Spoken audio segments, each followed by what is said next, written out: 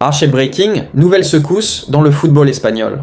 Le tribunal arbitral du sport, TAS, a officiellement lancé des bannis-procédures contre le président de la Liga, Javier Tebas, après qu'il aurait divulgué des informations financières confidentielles concernant le FC Barcelone l'été dernier. Cette affaire fait suite à une plainte déposée par Miguel Galán, président de l'Association pour la transparence et la démocratie dans le sport. Ce nouveau rebondissement pourrait avoir de lourdes conséquences. Tebas risque même d'être démis de ses fonctions si les accusations sont confirmées. De son côté, le Barça avait déjà reproché à Tebas une grave violation de la confidentialité et la situation s'est encore intensifiée lorsque la Liga a décidé de retirer la déclaration incriminée de son site officiel et de ses réseaux sociaux. Une affaire qui ne fait que commencer et qui pourrait complètement redistribuer l'équilibre des forces au sommet du football espagnol.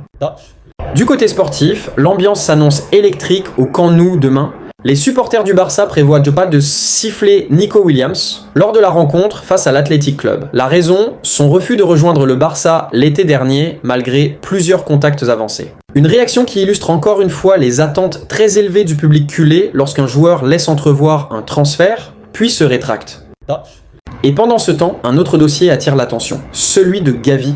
Le Paris Saint-Germain n'a pas renoncé à l'idée de faire venir le jeune joyau du Barça. Luis Enrique, qui connaît parfaitement le joueur, estime qu'il serait l'adaptation parfaite à son système de jeu. Cependant, Joan Laporta reste inébranlable. Gavi n'est pas à vendre. Toute équipe qui voudrait tenter une approche devrait s'acquitter de sa clause libératoire astronomique fixée à 1 milliard d'euros. Autant dire que le message est clair, le Barça ne lâchera jamais l'un de ses talents les plus précieux.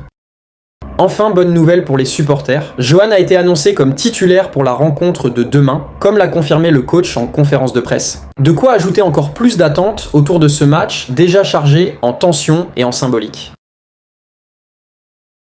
Voilà les dernières informations autour du Barça. Entre tensions institutionnelles, ambiance électrique au stade et enjeux sportifs cruciaux, le club vit une période intense. Abonnez-vous à la chaîne ou activez la cloche, et donnez-moi vos avis dans les commentaires, Roger.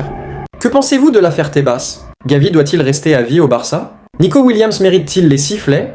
Visca Barça, bon retour chez nous.